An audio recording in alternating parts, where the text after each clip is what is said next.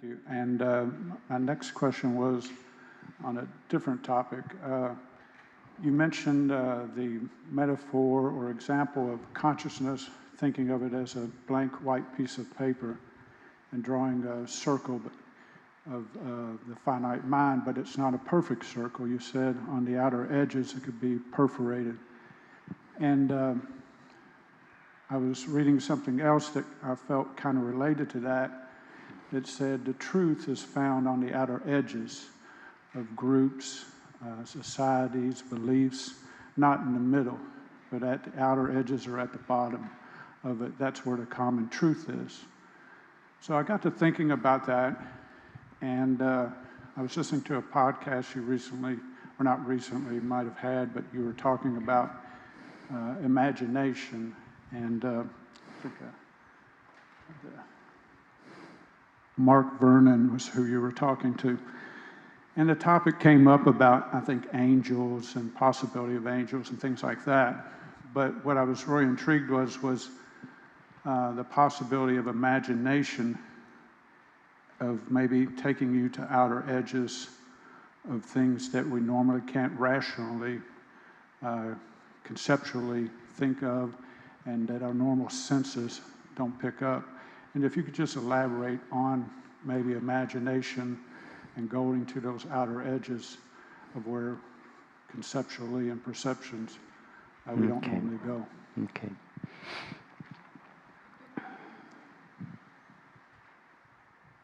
Okay, so let me elaborate on my analogy of the finite mind being like a perforated circle drawn on the white paper of awareness. So the waking state finite mind, each of our finite minds in the waking state would be a perforated circle with a certain amount of content within it, that is the content that we are all aware of during the waking state, our thoughts, feelings, and so on, memories. And then around that circle, the waking state circle, you could draw another perforated circle, larger than the first one, and the content outside the first circle, the waking state mind, but inside the second circle would be that aspect of each of our minds that reveals itself to us in our dreams. So most of the images that we dream of, don't appear to us in the waking state.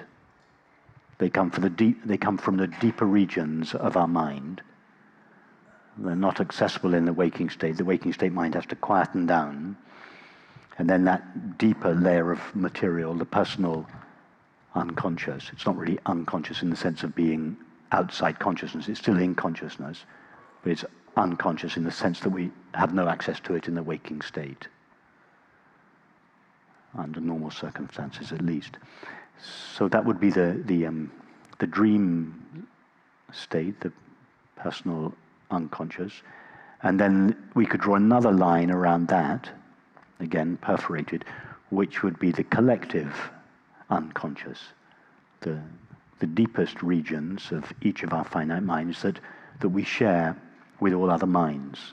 So each of our minds doesn't just share consciousness. There's a certain content that it shares as well, which Jung referred to as the collective unconscious.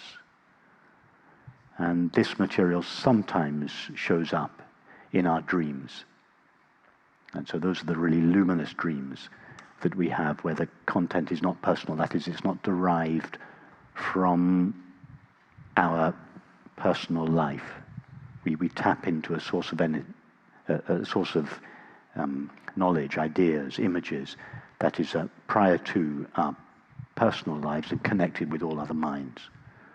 This is the universal language of myth. So your question about imagination, artists are people whose perforated lines are a little bit, the lines around their waking state mind and the dream state mind and even the collective unconscious, the circles are drawn more lightly and with more perforations in them. In other words, their minds are more porous. So an artist is someone who, in the waking state, can travel freely or reasonably freely to these deeper regions of mind and then bring back material from that mind to be shared with humanity in the waking state. So that would be imagination.